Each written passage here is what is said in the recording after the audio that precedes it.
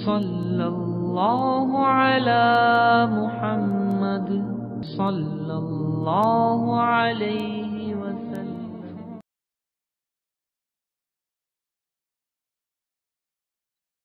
الحمد لله رب العالمين الحمد لله الذي هدانا لهذا وما كنا لنهتدي لولا أن هدانا الله اللهم صل على محمد وعلى آل محمد وبارك وسلم أما بعد أعوذ بالله من الشيطان الرجيم بسم الله الرحمن الرحيم يا أيها الذين آمنوا اتقوا الله حق تقاته ولا تموتن إلا وأنتم مسلمون صدق اللہ العظیم۔ زندگی کا ہر شعبہ سیکھنے کی چیز ہے، جیسے نماز کا طریقہ، روزے کے احکام، حج عمرے کے مسائل، تجارت کے حلال اور حرام سیکھنے کی چیزیں ہیں۔ ایسے ہی ازدواجی زندگی، بیوی شوہر والی زندگی، ساس سسر بننے والی زندگی، اولاد کی تربیت بھی سیکھنے کی چیز ہے۔ بغیر سیکھے کے جو کام بھی کیا جاتا ہے اس میں جو نقصانات ہر آدمی جانتا ہے، بھگتتا ہے۔ گاڑی سیکھے بغیر گاڑی چلانا، تعمیری کام سیکھے بغیر تعمیری کام شروع کر دینا، اس میں جو نقصانات بھگتتا ہے، جان اور مال کی تباہی آدمی دیکھتا ہے۔ ہر آدمی کو اس بات کا احساس ہے۔ ایکسیڈنٹ کے بعد بھی سیکھتا ہے، حادثوں کے بعد بھی سیکھتا ہے، لیکن حادثوں کے بعد سیکھنے میں کافی نقصان اٹھا چکا ہوتا ہے۔ ہاتھ ٹوٹ گئے، پیر ٹوٹ گئے، وقت ضائع ہو گیا، تعلقات خراب ہو گئے۔ اس کے بعد انہوں نے ڈرائیونگ کو سیکھا، گاڑی چلانا سیکھا، اور پھر اطمینان سے اپنی اولاد ملازمت کے لیے جانا شروع ہو گئی، دو پیسے کمانے کے قابل ہو گئی۔ اس لائن کی ہدایات کیا ہیں، کمانے کے ضابطے، خرچ کرنے کے اصول۔ ہم ایسا محسوس کرتے ہیں کہ ہم زندگی میں بہت سی چیزیں سکھائے بغیر ہم اپنی اولاد سے امید لگائے بیٹھے ہیں۔ بہت سی چیزیں ہم اپنے شاگردوں کو سکھائے بغیر امید لگائے ہم ان سے بیٹھے ہیں کہ آپ سے یہ غلطی نہیں ہونی چاہیے۔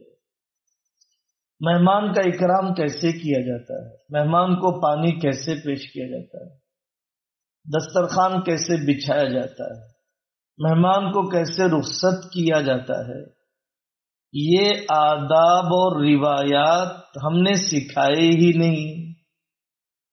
اور اب ہم امید رکھیں کہ میرے بچے نے عمل کیوں نہیں کیا، میری بیٹی نے عمل کیوں نہیں کیا۔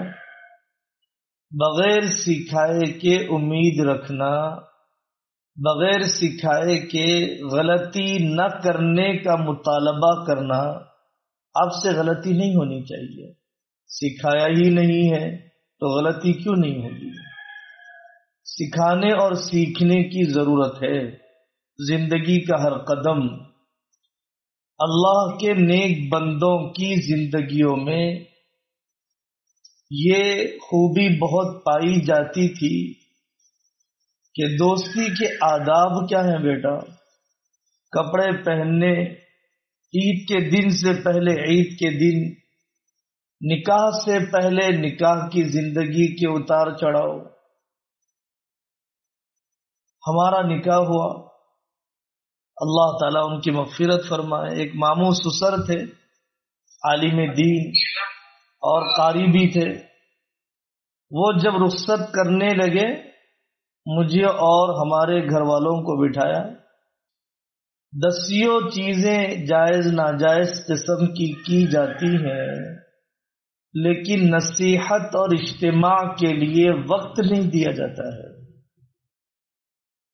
انہوں نے مجھے اور ہمارے گھر والوں کو بٹھا کر کہا، اور وہ نصیحت آج تک کانوں میں گونج رہی ہے، کیونکہ رخصتی کے وقت جو نصیحت کی جاتی ہے، سفر کی شروعات کے وقت جو ہدایات دی جاتی، محل بنا کر اس نے سارے وزیروں سے مطالبہ کیا کہ مجھے ایسا جملہ اس محل پر لکھنا ہے جو ہر زمانے میں چل سکتا ہو.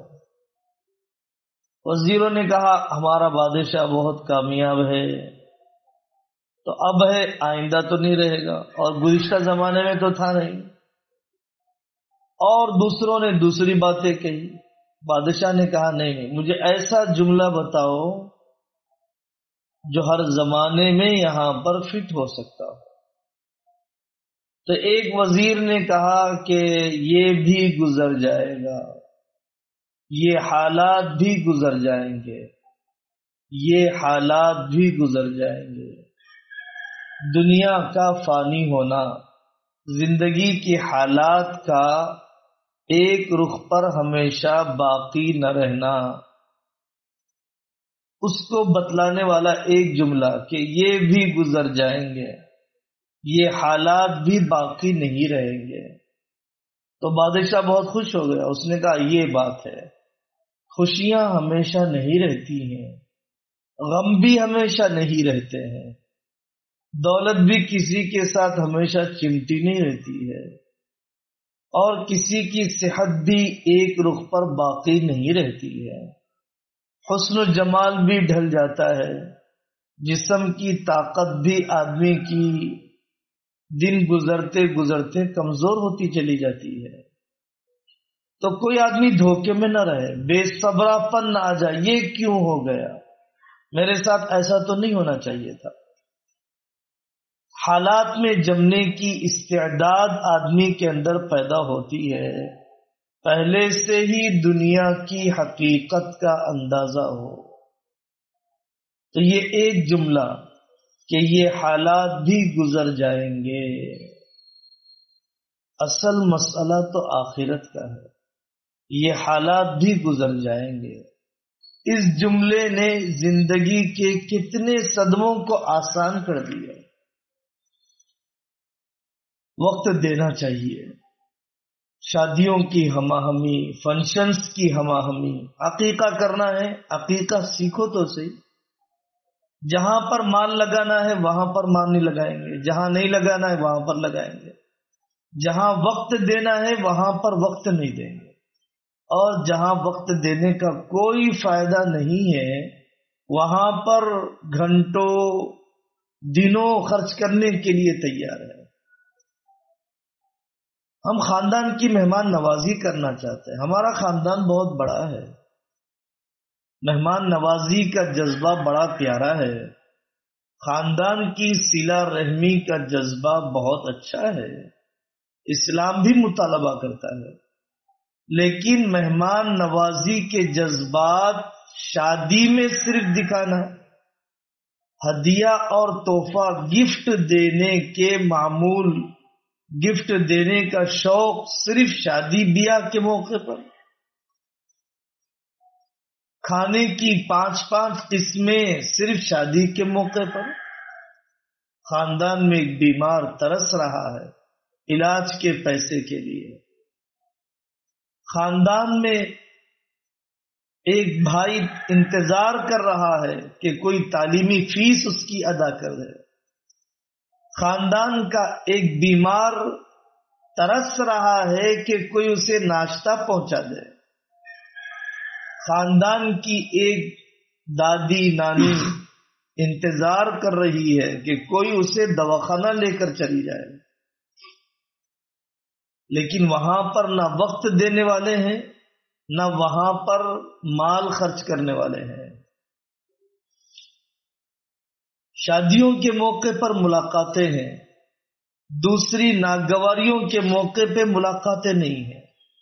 عام اجتماع کیجیے، اپنے پورے بیٹے بیٹیاں چھوٹے بڑے سب جمع ہو جائیے، فارم ہاؤس میں جمع ہو جائیے، بڑے ہال میں جمع ہو جائیے، قیمتی کھانے بنائیے، دن بھر کا اپنی اولاد اور اپنی تربیت کا اجتماع رکھ لیجیے، اپنی اولاد کی مستقبل کا فیصلہ کیجیے، مجھے اپنی اولاد کو کیا بنانا ہے، کس بچے کو کہاں پر کس لائن میں مجھے چلانا ہے، اس ملک کے اندر کیا حالات بدل رہے ہیں، کیا کیا نئے نئے چیلنجز پیش آ رہے ہیں، ہمارے گھروں میں پڑے رہنے والی ماؤں کے اوقات کا استعمال کیسے ہو سکتا ہے، جائیداد کی تقسیم کے اسلامی اصول کیا ہے۔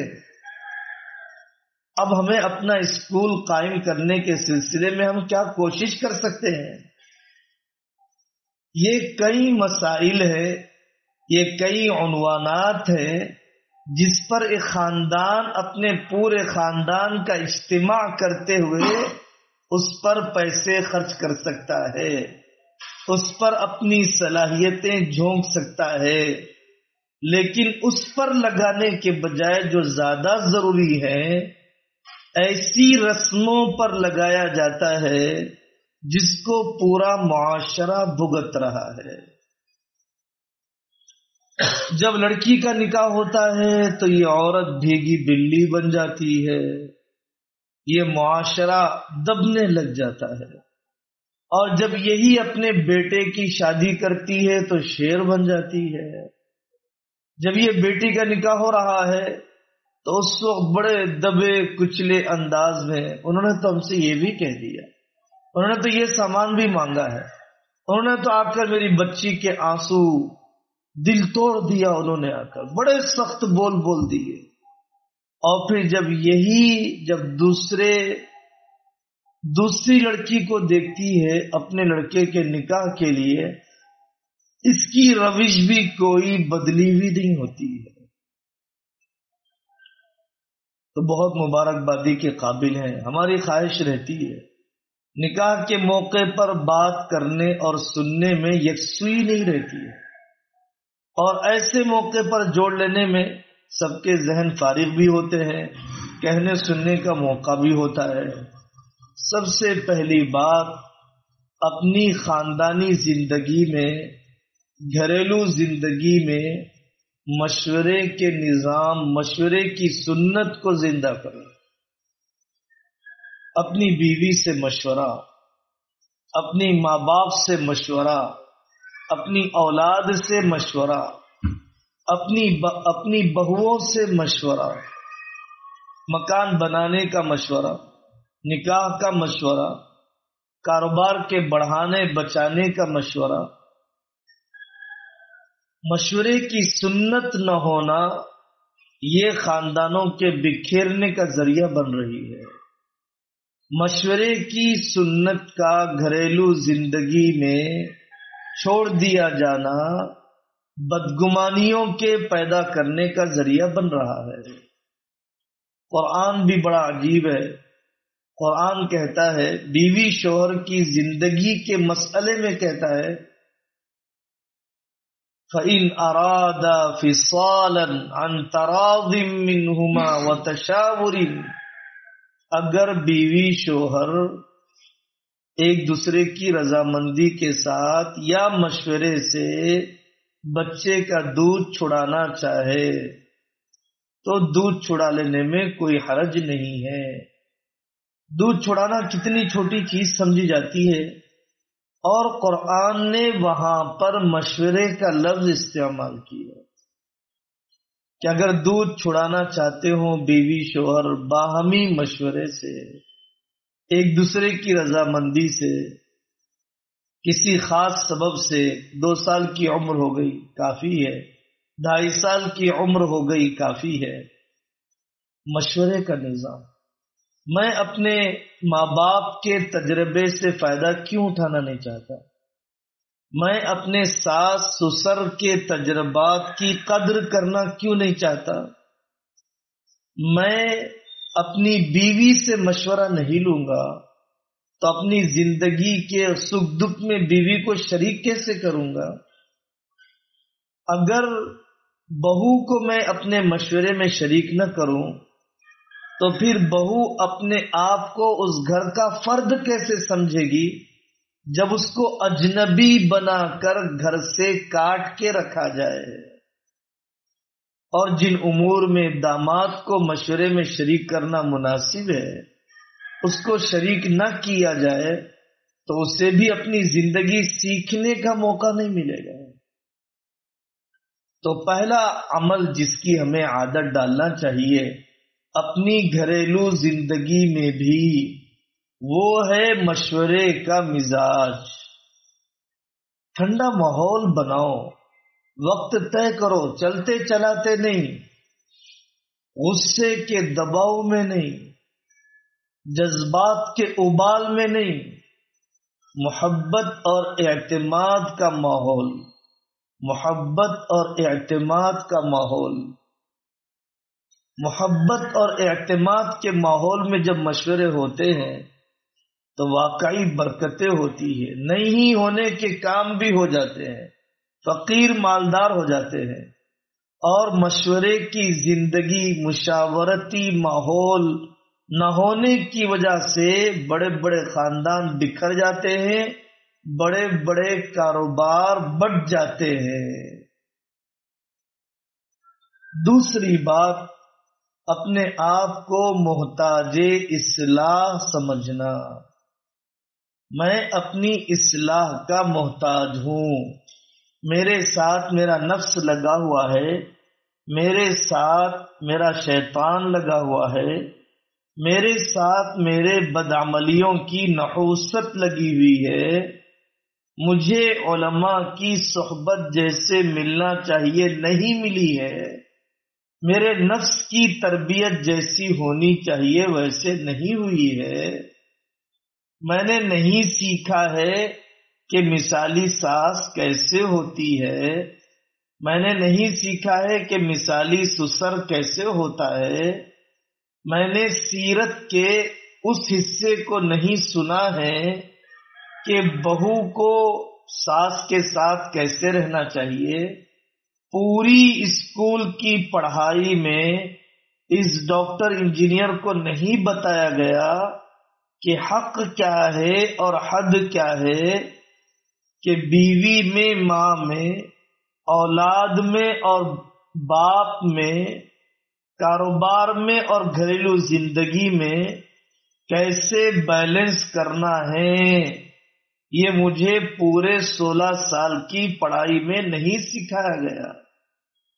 اس لیے میں محتاج تربیت ہوں، میں محتاج اصلاح ہوں۔ جب تک یہ جذبہ آدمی کے اندر پیدا نہیں ہوگا اس کی کامیابی کا سفر شروع نہیں ہو سکتا ہے۔ آدمی اپنے آپ کو جب تربیت کا محتاج سمجھتا ہے، اپنی اصلاح کا محتاج سمجھتا ہے تو ڈاکٹر کے پاس بھی جاتا ہے۔ لیب میں گئے بغیر ہر آدمی اپنے آپ کو صحت مند ہی سمجھ رہا ہے۔ جب ٹیسٹ کرواتا ہے شوگر کا اور فل چیک اپ کراتا ہے تو پتا چلا کہ کولیسٹرول بھی نکلا، فل چیک اپ کرایا تو پتا چلا کہ شوگر بھی بڑھی ہوئی ہے، اس کے بعد پتا چلا کہ فلانا مادہ بھی جسم میں اضافہ ہو چکا ہے۔ اللہ والوں کی صحبت میں بیٹھا تو پتا چلا کہ میرا غصہ بھی بے لگام ہے، مجھے اس موقع پر فلانا کام نہیں کرنا چاہیے تھا۔ تو یہ دوسری بات ہے میرے عزیزوں، پہلے ہے مشاورتی ماحول زندہ کرو، اور دوسرا ہے اپنے آپ کو تربیت کا محتاج سمجھو، قدم قدم پر پوچھ کر چلنے کا محتاج سمجھو۔ تیسری بات، التأنی من اللہ والعجلۃ من الشیطان، جلد بازی شیطان کی طرف سے ہوتی ہے، اور طبیعت کا ٹھہراؤ اور تدبر کی صلاحیت، مزاج کی نرمی اللہ کی طرف سے ہوتی ہے، جلد بازی نہیں۔ آدمی کاروبار میں جلد بازی، فیصلے میں جلد بازی، بدگمانی کرنے میں جلد بازی، کسی کے بارے میں رشتہ توڑنے میں جلد بازی، رشتہ کرنے میں جلد بازی، جلد بازی نہیں ہے۔ جلد بازی اور جذباتیت نقصان دہ ہے، اس سے اپنے آپ کو آدمی بچائے۔ زندگی کے بہت سے قدم آتے ہیں، کوئی زمین خریدنا تھا، تھوڑا سا ٹھہر کر بھی فیصلہ کیا جا سکتا تھا، جلدی میں زبان دے دیا۔ کسی کاروباری سے تعلق باقی نہیں رکھنا تھا، جلد بازی میں کہہ دیا بھائی آج کے بعد میرا آپ سے اس سلسلے کا تعلق نہیں رہے گا۔ سوچ کر بھی کہا جا سکتا تھا، سوچ کر بھی کہا جا سکتا تھا۔ جلد بازی کا مزاج نکالو، جلد بازی بہت نقصان دے گی۔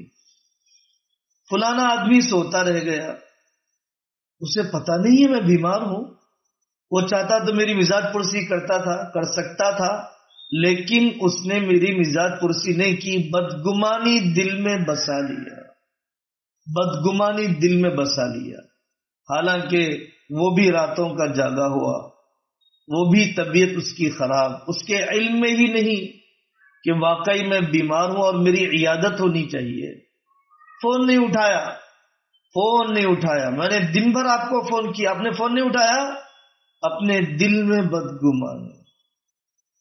آپ نے فنکشن ہال میں مجھے دیکھا، سلام نہیں کیا آپ نے مجھے نظر انداز کر دیا، پتہ نہیں میں بڑا بھائی ہوں آپ کا، میں آپ کے والد ہوں، میں آپ کی ساس ہوں، میں آپ کی خوش دامن ہوں، میں آپ کا سالہ ہوں، میں آپ کا بہن بھائی ہوں، آپ نے مجھے سلام نہیں کیا، دسترخوان پر پوچھا نہیں۔ بڑے بڑے لوگ بڑی گاڑیوں میں پھرنے والے نہیں ہوتے، بڑے مکانوں میں رہنے والے نہیں ہوتے، بڑے ظرف والے بڑے لوگ ہوا کرتے ہیں، بڑے اخلاق والے بڑے ہوا کرتے ہیں۔ جلد بازی کا مزاج یہ انتہائی نقصان دہ ہے۔ چوتھی بات اس موقع پر جو ہم سب کے لیے ضروری سمجھ میں آئی، حقوق اور حدود کو جانو، رائٹس اور لیمٹس کو جانو، اپنی حد سے آگے نہ نکلو۔ گاڑی پر، سڑک پر مجھے کس حد میں چلنے کی اجازت ہے؟ ایک سالے کو پتا ہونا چاہیے کہ مجھے اپنی بہن کی زندگی میں کس قدر مداخلت کرنے کی اجازت ہے۔ ایک داماد کو پتا ہونا چاہیے کہ مجھے اپنے سسرالی زندگی میں کتنا انوالو ہونے کی اجازت ہے۔ آپ نے میری سالی کا نکاح کر دیا، مجھے بلایا بھی نہیں بیٹھک میں، ارے بھائی آپ کو کیسے بلایا جاتا؟ اس پر ناراضگی، حد کا پتہ نہیں ہے۔ ساس کو اپنی حد کا پتہ نہیں ہے، دن میں کیسے پردہ ڈال دیا آپ نے۔ سن کر بھی بڑی شرم آتی ہے جب لوگ آ کر سناتے ہیں آج آپ کے بال کیسے بھیگے ہیں۔ اپنی حد بھی جانو۔ داماد پر پریشر کر دیا، یہ کاروبار نہیں فلانا کاروبار کرو، فلانے سے مت ملو، تمہیں یہ کرنے کی اجازت نہیں۔ اپنی حد کو جانو، اپنی حد کو جانو۔ اللہ تبارک و تعالیٰ نے جو شریعت عطا فرمائی ہے، پوری شریعت کا خلاصہ دو الفاظ ہیں، حقوق اور حدود، رائٹس اور لیمٹس، رائٹس اور لیمٹس۔ ایک لڑکی کو ایک گھر میں دے دیا گیا، بھائی مجھے کس سے پوچھنا ہے، میری زندگی کا امیر میرا شوہر ہے، اور پھر جب تک میں ان کی ماں کا دل نہیں جیتوں گی اس وقت تک میرا گھر آباد نہیں ہو سکتا ہے۔ میرا اصل گھر وہ نہیں ہے جہاں میں پیدا ہوئی ہوں، میرا اصل گھر وہ ہے جہاں پر میرا نکاح ہوا ہے، جہاں پر میرا نکاح ہوا ہے وہ میرا اصل گھر ہے۔ جہاں لڑکی پیدا ہوتی ہے وہ ذمہ داری سیکھنے کی جگہ ہے، جہاں لڑکی نکاح کر کے دی جاتی ہے وہ ذمہ داری نبھانے کی جگہ ہے۔ تو ذمہ داری سیکھنے کی جگہ، ذمہ داری نبھانے کی جگہ۔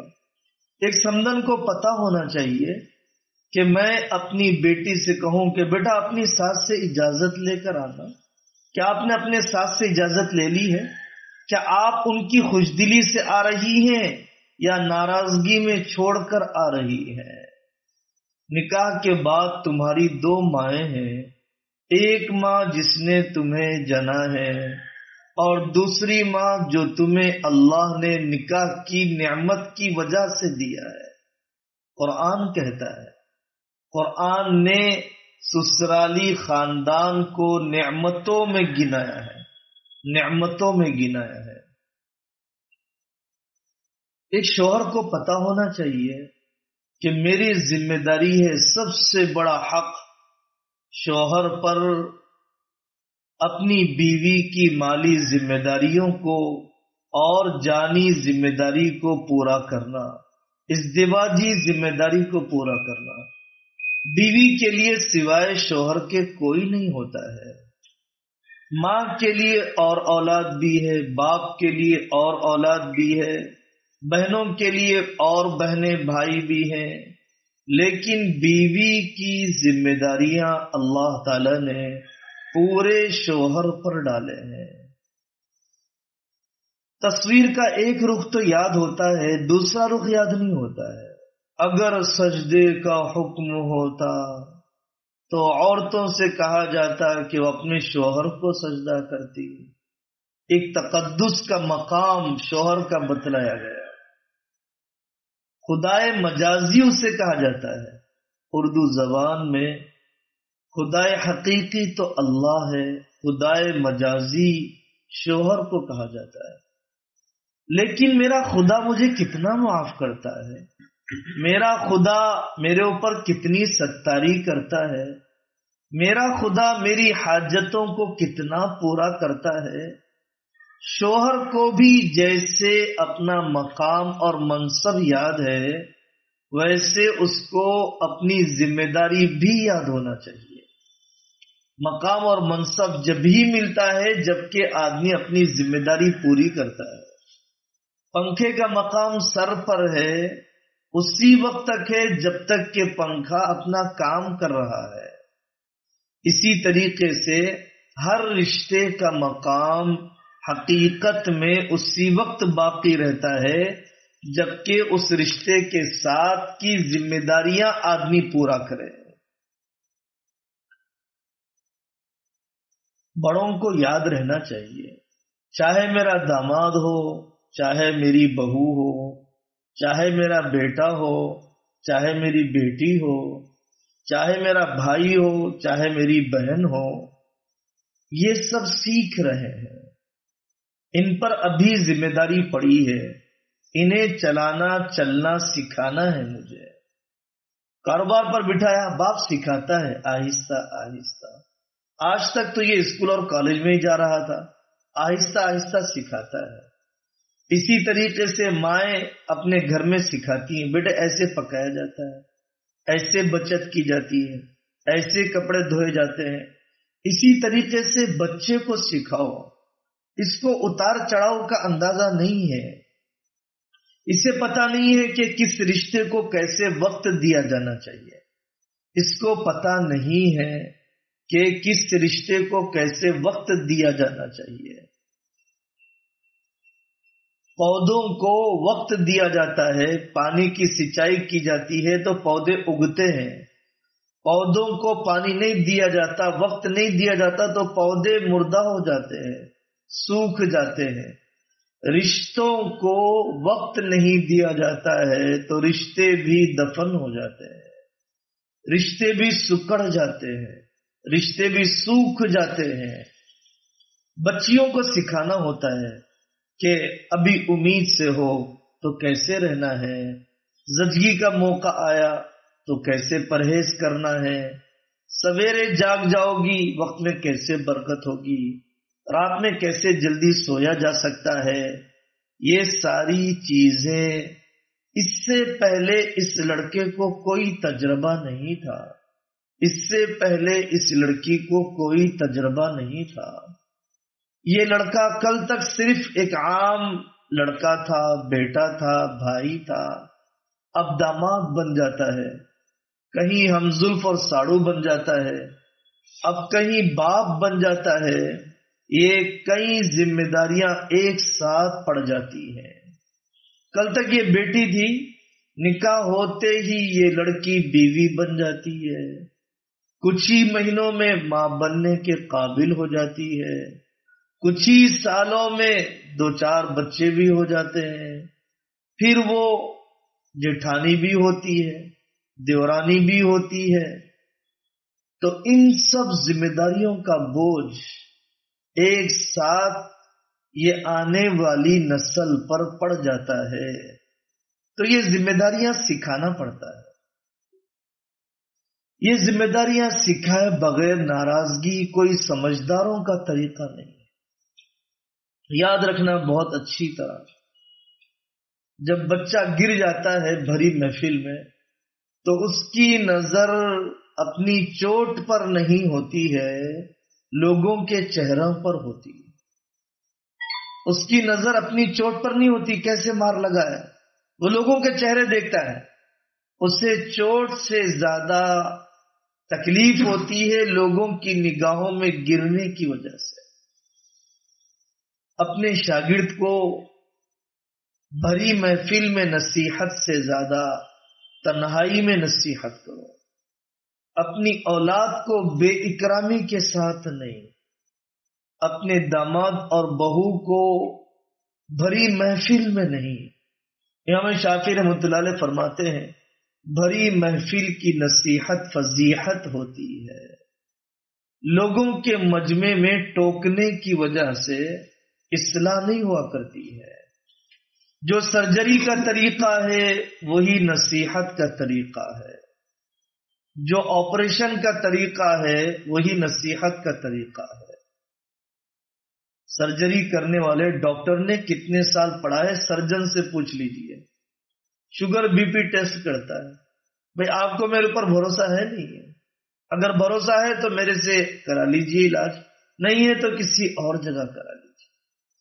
پھر اس کے بعد وہ تنہائی میں لے جاتا ہے، کتنے دن کا انتظار کرتا ہے، وہ مناسب موقع کی تلاش کرتا ہے، بند کمرے میں لے جاتا ہے، ضروری نرس اس کے ساتھ ہوتی ہے، جسم ڈھانک دیتا ہے پورا،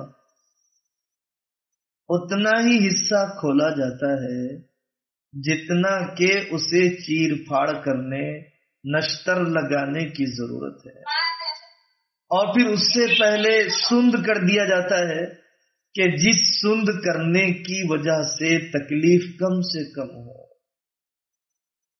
اور پھر سرجری کے بعد دنیا کوشش کر رہی ہے کہ داغ نظر نہ آئے، ایسا علاج ہو جائے، ایسے چمڑی کو چپکا دیا جائے کہ جس سے ٹاکے دیے گئے ٹاکوں کے نشانات نظر نہ آئے۔ چمڑی کے کاٹنے اور جوڑنے کی اتنی نزاکتیں ہیں تو نصیحت کرنے میں کتنی نزاکتیں ہیں بتائیے۔ تانا دے کے نصیحت نہیں ہو سکتی ہے، اس کے ماں باپ کو گرا کر اس کی نصیحت نہیں ہو سکتی ہے۔ تیرے ابا نے تجھے نہیں سکھلایا تو شاگرد بھی کہتا ہے مول صاحب میرے کو بولنا ہے تو بولو، ہمارا ابا کو نہ کو بولو۔ تانے سے نصیحت نہیں، بے اکرامی سے نصیحت نہیں، یہ بہت بڑا زندگی کا اصول ہے۔ تو یہ بچے ہمارے سیکھ رہے ہیں، ہم سیکھ رہے ہیں، اور نصیحت کرنے کے اصول کے مطابق ہی نصیحت کی جا سکتی ہے۔ فون کے استعمال کے بارے میں جتنا بھی کہا جائے کم ہی ہے۔ فون کے استعمال کی بے اعتدالیاں بوڑھوں سے کہی جائے تب بھی کم ہے، جوانوں سے کہی جائے تب بھی کم ہے، لڑکیوں سے کہا جائے تب بھی کم ہے، لڑکوں سے کہا جائے تب بھی کم ہے۔ ہر وقت کی دعا پڑھنا نصیب نہیں ہے، ماں کے قریب بیٹھنا نصیب نہیں ہے، بیوی کی طرف متوجہ ہونے کی توفیق نہیں ہے، شوہر کے آنے پر استقبال نہیں ہے، اگر حرام چیزوں سے بچ بھی گیا تو فضولیات نے اتنا مصروف کر دیا کہ قرآن کی تلاوت کا معمول پورا کرنے والے لوگ بھی کم ہی ملتے ہیں، تسبیح بھی بہت کم ہاتھوں میں باقی رہ گئی، 100 مرتبہ درود شریف پڑھنے والے بھی بہت کم تعداد ہو جاتی ہے۔ اس طرح سے فضولیات نے ہماری ضروریات کا وقت لے لیا ہے، فضولیات نے ہماری ضروریات کا وقت لے لیا ہے۔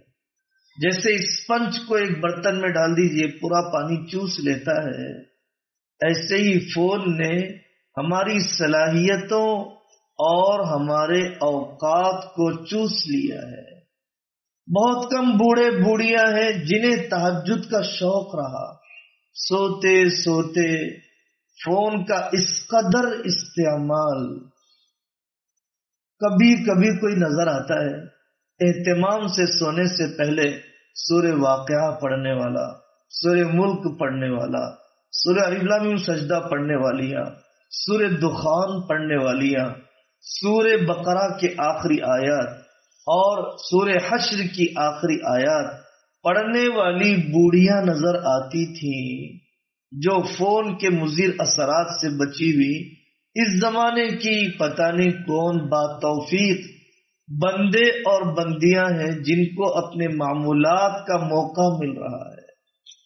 اپنے آپ پر رحم کھاؤ، اپنے آپ پر رحم کھاؤ۔ میں اپنی اولاد کے ساتھ بیٹھنے تیار نہیں ہوں، عمر ڈلتی جا رہی ہے، بہت سی قابل اصلاح چیزیں ہیں، میں اپنی اولاد کو پیار دینے، اسکول سے آنے کے بعد کیا ہوا، کیا جذبات پنپ رہے ہیں، بچے کے ذہن و دماغ میں کون سے افکار و خیالات صحیح غلط پیدا ہو رہے ہیں، سننے کا وقت نہیں ہے۔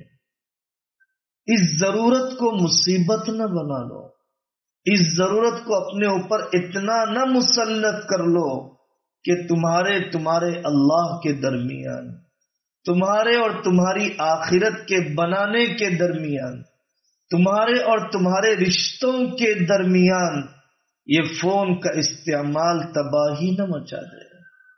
اللہ تبارک و تعالی مجھے بھی عمل کی توفیق عطا فرمائے، آپ حضرات کو بھی عمل کی توفیق عطا فرمائے، اس رشتے کو اور سارے رشتوں کو اللہ تعالیٰ قبول فرمائے، اللہ تعالیٰ برکتیں دے، صحت مند اور صالح نیک نسل کے وجود میں آنے کا اللہ اسے ذریعہ بنائے۔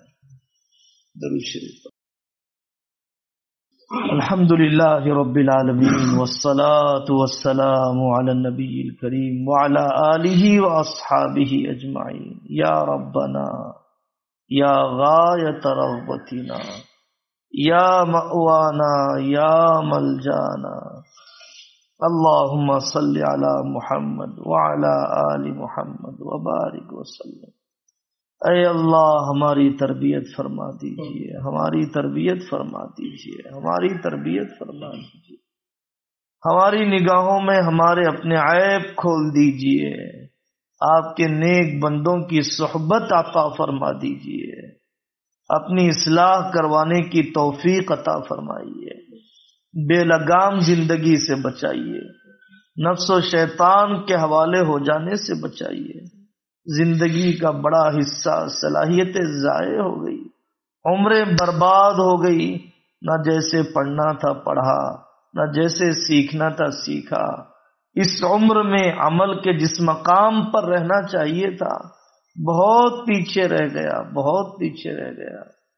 اے اللہ بچی کچی زندگی آپ کی مرضیات کے مطابق گزارنے کی توفیق عطا فرما، ہمارے رشتوں کو بدگمانی کے حوالے نہ فرما، بے لگام غصے کے حوالے نہ فرما، جذبات و سماج کے حوالے نہ فرما، مفسدین کے فساد سے حفاظت فرما، حاسدین کے حسد سے حفاظت فرما، ساحرین کے سحر سے حفاظت فرما۔